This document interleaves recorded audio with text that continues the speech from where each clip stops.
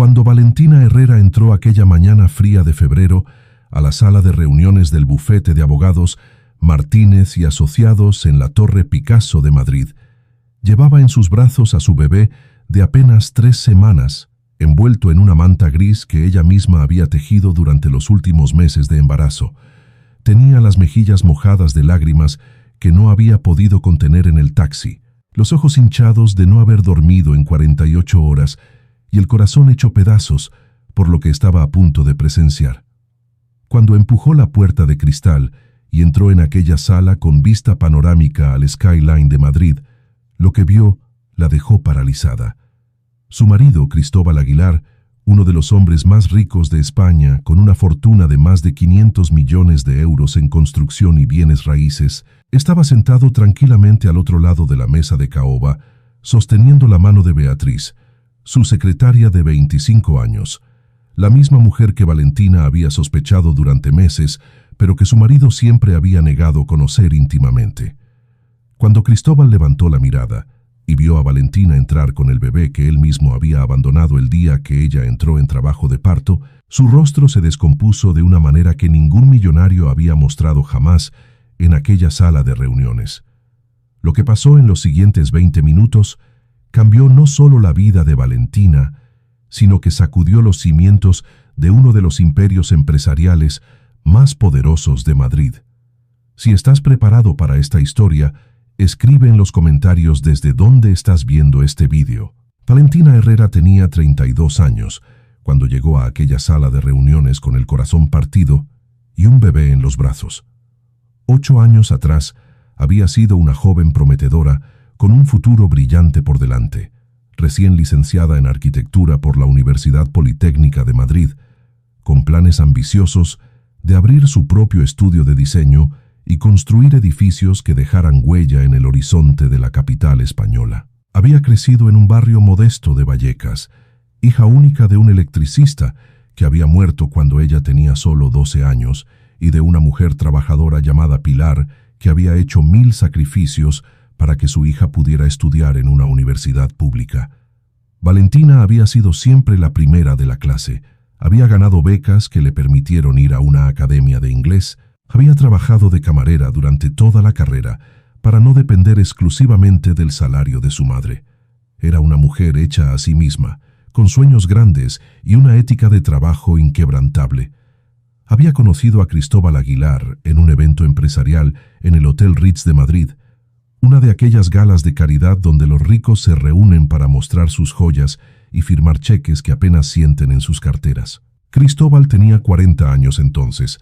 Era ya el heredero principal de Construcciones Aguilar, una de las constructoras más importantes de España, y la había mirado aquella noche como si fuera la única mujer en el salón. El cortejo había sido espectacular. Cristóbal le había enviado flores cada mañana durante 6 meses. La había llevado a cenar a los restaurantes más exclusivos de Madrid como Diverix o Icoque. Le había pedido matrimonio en un viaje a Mallorca con un anillo de diamante que costaba más que la casa donde Valentina había crecido. Y ella, joven y enamorada, había dicho que sí sin sospechar que aquel hombre encantador escondería con el tiempo una versión completamente diferente de sí mismo. Después de la boda, todo cambió gradualmente, en pequeños pasos que Valentina no había sabido reconocer hasta que ya era demasiado tarde. Cristóbal le pidió que dejara su carrera de arquitecta para concentrarse en ser su esposa y representante social. Le dijo que ya no necesitaba trabajar, que él tenía suficiente dinero para los dos y para 10 familias más.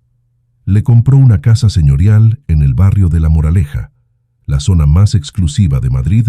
Le dio acceso ilimitado a tarjetas de crédito. Le presentó a la alta sociedad madrileña como su trofeo más preciado. Valentina aceptó al principio porque amaba a su marido y quería complacerlo. Aceptó cuando le dijo que no tuvieran hijos enseguida, que disfrutaran primero de la vida juntos. Aceptó cuando empezó a viajar más por trabajo, dejándola sola durante semanas enteras en aquella enorme casa con piscina, pero sin alegría.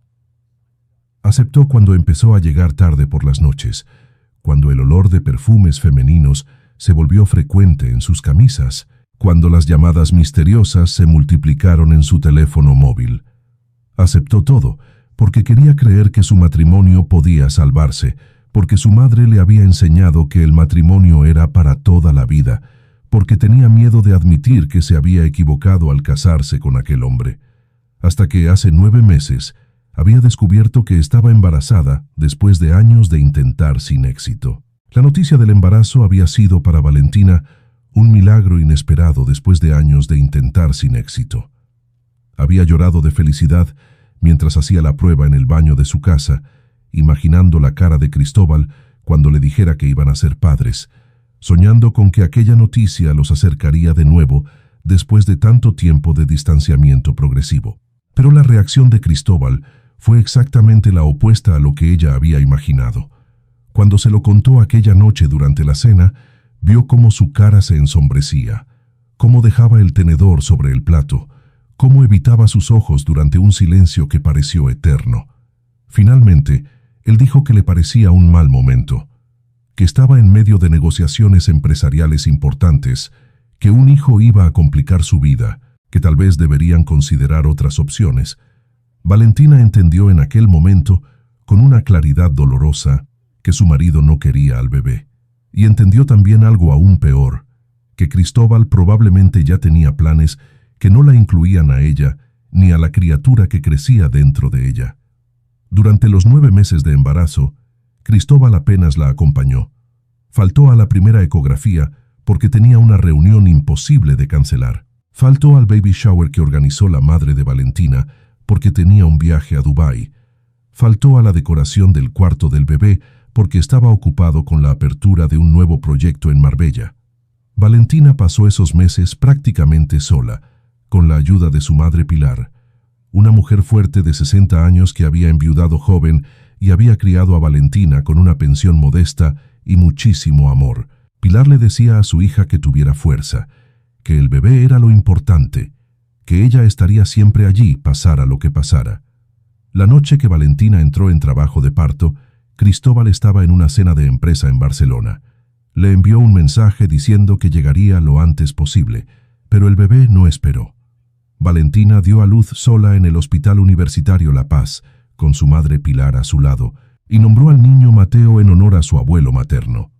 Cristóbal apareció 2 días después, con un ramo de flores caro y una excusa elaborada, pero ella ya había comprendido todo.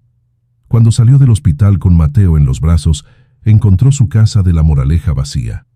Cristóbal había recogido sus cosas y había dejado una nota fría sobre la mesa de la cocina, informándole que había decidido pedir el divorcio y que su abogado se pondría en contacto pronto. 10 años de matrimonio terminados con un papel de unas pocas líneas y la firma rápida de un hombre que ya tenía un pie fuera de aquella vida. Valentina lloró durante 3 días seguidos, y entonces, mirando la pequeña cara de Mateo dormido en su cuna, entendió que no podía permitirse llorar más. Tenía un hijo que dependía de ella, y tenía que luchar. La citación para la primera reunión de divorcio llegó 3 semanas después del nacimiento de Mateo, cuando Valentina aún se encontraba en pleno postparto, con las hormonas alteradas, las noches sin dormir y el cuerpo agotado por las complicaciones del parto.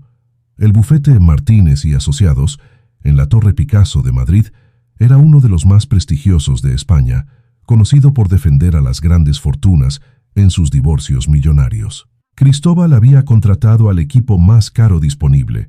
Valentina, en cambio, solo tenía un abogado de oficio, no porque no quisiera defenderse, sino porque, como descubriría pronto, Cristóbal había bloqueado todos sus accesos a las cuentas bancarias durante el embarazo, dejándola con apenas el dinero que su madre podía prestarle. Sus tarjetas de crédito habían sido canceladas, su acceso a la casa familiar revocado, y todos los activos comunes habían sido transferidos a empresas en paraísos fiscales que ella no podía rastrear. La mañana de la cita, Valentina se levantó a las 5 para amamantar a Mateo. No tenía con quién dejarlo. Su madre Pilar estaba enferma con gripe y no quería arriesgar la salud del bebé llevándolo a una guardería en pleno invierno. Así que tomó la decisión que cambiaría todo. Llevaría al niño consigo a la reunión de divorcio. Se vistió lo mejor que pudo, con ropa que aún le quedaba grande del embarazo, sin maquillaje porque las lágrimas constantes hacían imposible cualquier intento de cosmética. Tomó un taxi a la Torre Picasso, abrazando a Mateo contra su pecho, sintiendo el frío de aquella mañana de febrero en Madrid, pero también la calidez de aquel pequeño ser que la necesitaba. El edificio era impresionante. 43 plantas de mármol y cristal, una de las 5 torres más altas de España, símbolo del poder empresarial de la capital. Valentina subió al piso 32, sintiendo cómo cada metro la alejaba más del mundo de los hombres, como Cristóbal, y la acercaba a una realidad. ¿Te está gustando esta historia? Deja un like y suscríbete al canal. Ahora, continuamos con el vídeo. Que jamás había imaginado. La recepcionista del bufete la miró con desdén cuando vio entrar a una mujer despeinada con un bebé en brazos. Le pidió que esperara. Le señaló unas sillas duras en la sala de espera y la dejó allí 30 minutos sin ofrecerle ni siquiera un vaso de agua. Cuando finalmente la llamaron a la sala de reuniones principal, Valentina respiró hondo, ajustó la manta de Mateo y empujó la puerta de cristal. Lo que vio dentro la dejó sin aliento. Cristóbal estaba sentado en la cabecera de la enorme mesa de caoba, vestido con un traje azul marino impecable, peinado y afeitado como si fuera un día normal en su vida llena de éxitos. A su lado izquierdo estaba sentado su abogado principal, don Ricardo Martínez, un hombre de unos 50 años con cara de pocos amigos. Pero lo que paralizó a Valentina fue ver a la mujer sentada a la derecha de Cristóbal. Era Beatriz Romero, la joven secretaria que su marido le había presentado 2 años atrás como una asistente nueva. La misma mujer cuyas llamadas misteriosas Valentina había escuchado durante meses. La misma mujer cuyo perfume había olido en las camisas de Cristóbal. La misma mujer que él había negado conocer íntimamente cada vez que Valentina le había preguntado, mirándola a los ojos y mintiendo con una facilidad que ahora resultaba escalofriante. Beatriz tenía 25 años, era guapa de una manera convencional y llevaba puesto un vestido caro que claramente había sido comprado con dinero que no era suyo. Estaba sosteniendo la mano de Cristóbal sobre la mesa con un gesto íntimo que no dejaba ninguna duda sobre la naturaleza de su relación. Cuando vio entrar a Valentina, retiró la mano rápidamente, pero ya era demasiado tarde. Cristóbal levantó la mirada y vio a su esposa entrando con su bebé recién nacido en brazos. Por un momento, su rostro se descompuso de una manera que sus abogados nunca habían visto. Quedó pálido como un fantasma, los ojos abiertos de horror, las manos temblando levemente. No esperaba ver a Mateo. Había asumido que Valentina dejaría al bebé con alguien, no que lo traería a aquella reunión. El llanto suave de Mateo llenó el silencio mientras Valentina caminaba hacia la mesa. Su abogado de oficio, un hombre mayor llamado don Andrés Vega, que había aceptado el caso porque sentía pena por ella, se levantó para acercarle una silla. Valentina se sentó frente a Cristóbal, mirándolo a los ojos por encima de la cabeza de su hijo dormido. Don Ricardo Martínez carraspeó nerviosamente y comenzó a hablar de los términos del divorcio. Cristóbal había preparado una propuesta que era humillante en su miseria. Le ofrecían a Valentina una cantidad mensual de 1.500 euros de pensión durante 5 años, sin ninguna participación en los activos comunes, sin custodia compartida del bebé porque el padre no estaba interesado en la crianza, y con una cláusula de confidencialidad que le impediría hablar nunca más del matrimonio o de su exmarido en público. Valentina escuchó toda la propuesta en silencio, meciendo a Mateo suavemente. Cuando don Ricardo terminó, ella levantó la mirada y miró directamente a Cristóbal. Y entonces, con una calma que sorprendió a todos los presentes, ella habló por primera vez. Le pidió a Cristóbal que mirara a su hijo. Le dijo que aquel bebé tenía solo 3 semanas de vida y que su padre todavía no lo había sostenido en brazos ni una sola vez. Le preguntó si estaba dispuesto a destruir la vida de aquella criatura inocente para casarse con su secretaria. Beatriz se puso colorada y miró hacia la mesa. Cristóbal apretó los puños sin responder. Don Ricardo intentó volver a la conversación de las cifras, pero Valentina lo interrumpió. Le dijo que tenía algo que mostrar antes de seguir negociando. Lo que Valentina sacó de su bolso aquella mañana cambió completamente el curso de la reunión y de su vida. Durante los últimos 6 meses de embarazo, sospechando que algo terrible se acercaba, Valentina había contratado en secreto a un detective privado y a un contable forense. Con el poco dinero que había podido ahorrar de sus gastos personales, había investigado discretamente todas las actividades de Cristóbal, y lo que había descubierto era mucho más grave que una simple infidelidad. Sacó de su bolso una carpeta gruesa y la puso sobre la mesa. Don Ricardo Martínez la abrió por curiosidad profesional y mientras leía, su cara cambió de color. Las páginas contenían pruebas detalladas de evasión fiscal por parte de Construcciones Aguilar, transferencias ilegales a paraísos fiscales en Andorra y las Islas Caimán, sobornos a funcionarios municipales para conseguir licencias urbanísticas en Madrid y, lo más grave, evidencia de la malversación de fondos del proyecto residencial de lujo que la empresa estaba construyendo en Marbella. Eran pruebas que, si llegaban a Hacienda y a la Fiscalía Anticorrupción, podían enviar a Cristóbal a la cárcel durante 15 o 20 años. Podían destruir Construcciones Aguilar y arruinar a toda la familia que había construido aquel imperio durante 3 generaciones.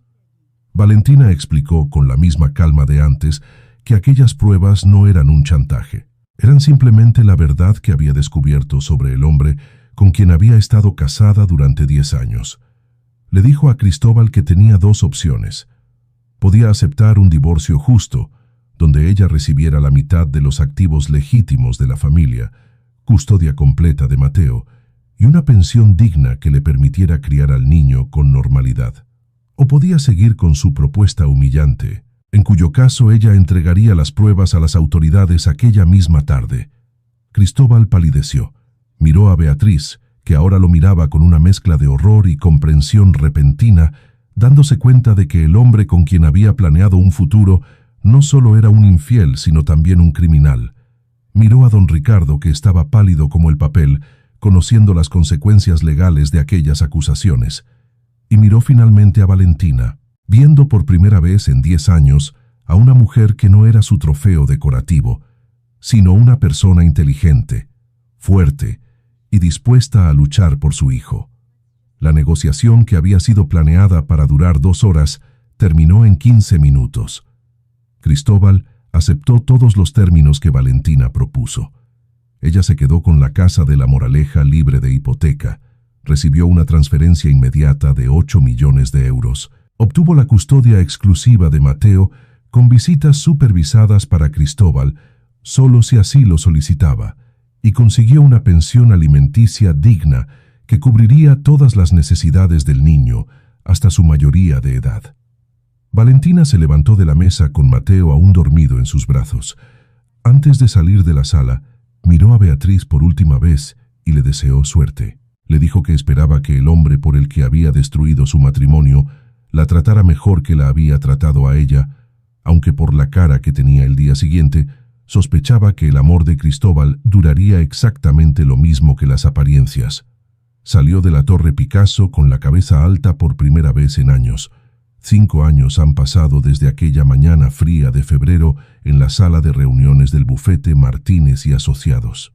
La vida de Valentina Herrera ha cambiado de maneras que ella nunca habría imaginado cuando lloraba en aquel taxi camino al divorcio.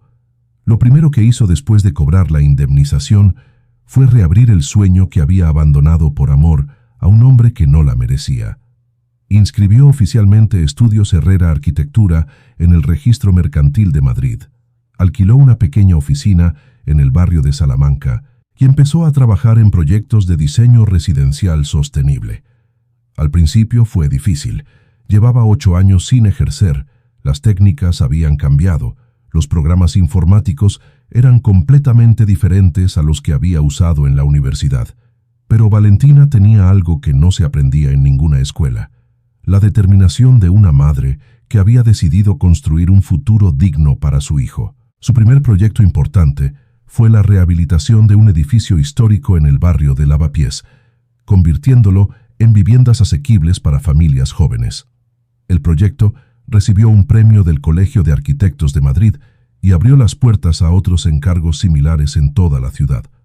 Hoy, 5 años después, Estudios Herrera Arquitectura tiene 15 empleados, oficinas en Madrid y Barcelona, y una reputación de excelencia en arquitectura sostenible y socialmente responsable. Valentina ha sido perfilada en revistas como El País Semanal y ha dado conferencias en universidades de toda España. Mateo tiene ahora 5 años y va a un colegio público en el barrio donde viven, una elección consciente de Valentina porque no quiere que su hijo crezca creyendo que el dinero lo separa del resto del mundo. Es un niño feliz, inteligente, con una sonrisa que ilumina cualquier habitación donde entra. Conoce a su padre Cristóbal, pero apenas lo ve, porque el hombre no ha mostrado mucho interés en mantener una relación real con su hijo a lo largo de los años. Cristóbal, por su parte, se casó con Beatriz 6 meses después del divorcio. El matrimonio duró exactamente 1 año y 2 meses. Beatriz lo dejó cuando descubrió que él la engañaba con otra mujer, aún más joven. Construcciones Aguilar perdió varios contratos importantes por la mala publicidad del divorcio escandaloso, y aunque la empresa sigue existiendo, ya no tiene el peso que tenía cuando Valentina se casó con su heredero. La madre de Valentina, Pilar, vive ahora con ellos en una casa más modesta pero llena de amor en el barrio de Chamberí. Disfruta de su nieto cada día, ayuda con la crianza, y a veces, cuando ve a Valentina trabajar hasta tarde en sus planos, le recuerda lo orgullosa que está de la mujer en que se ha convertido su hija. A veces, cuando Valentina mira la foto familiar que tiene en su escritorio, una imagen de ella con Mateo y su madre en el Parque del Retiro, recuerda aquella mañana en la Torre Picasso. Recuerda las lágrimas en el taxi, el miedo de entrar en aquella sala, el shock de ver a Cristóbal con Beatriz, y recuerda también el momento en que sacó la carpeta del bolso y vio la cara de su exmarido descomponerse. No siente odio, ya no. Solo siente gratitud por haber tenido la fuerza de luchar cuando todos esperaban que se rindiera. Gratitud por su madre, que la apoyó incondicionalmente. Y sobre todo, gratitud por aquel pequeño bebé dormido en sus brazos que le había dado la razón para no rendirse, la razón para ser fuerte, la razón para descubrir que era mucho más valiente de lo que jamás había imaginado. Mateo es ahora un niño que crece entre planos de arquitectura y abrazos de su madre. Valentina ha construido para él, literalmente con sus propias manos, el mejor edificio de su vida. Un hogar lleno de dignidad, esfuerzo y amor verdadero. Un hogar donde aprende cada día que la fuerza no se mide por el dinero ni por el poder, sino por la capacidad de levantarse cuando el mundo te tira al suelo y de mirar hacia adelante con esperanza, incluso cuando todo parece perdido. Un hogar donde su madre le cuenta historias antes de dormir sobre arquitectura, sobre edificios bonitos, sobre los sueños que se construyen ladrillo a ladrillo con paciencia y dedicación. Y Valentina, cada noche cuando arropa a su hijo y le da un beso en la frente, recuerda silenciosamente a aquella mujer asustada que entró aquella mañana en la Torre Picasso pensando que había perdido todo. Y le agradece a esa versión de sí misma haber tenido el coraje de luchar. Esta es la historia de Valentina, Mateo y de un divorcio que cambió todo. La historia de una mujer que entró en una sala de reuniones con un bebé en brazos pensando que iba a perder. La historia de un hombre que pensaba que su dinero le daba derecho a destruir vidas sin consecuencias. La historia de cómo a veces la mayor fuerza del mundo es la determinación silenciosa de una madre. Y la historia de cómo el universo, a través de las maneras más inesperadas, devuelve a cada uno lo que merece. Si esta historia te ha recordado que las apariencias engañan, que los más débiles a veces guardan la fuerza más grande y que el amor de una madre puede mover montañas, deja una huella de tu paso con un corazón. Y si deseas apoyar a quienes dedican su tiempo a traerte historias como esta, historias que celebran la dignidad, la valentía silenciosa y la justicia que llega a quien sabe esperar, puedes hacerlo con un pequeño gesto a través de aplausos aquí abajo.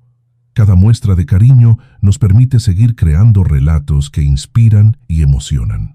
Gracias por quedarte hasta el final.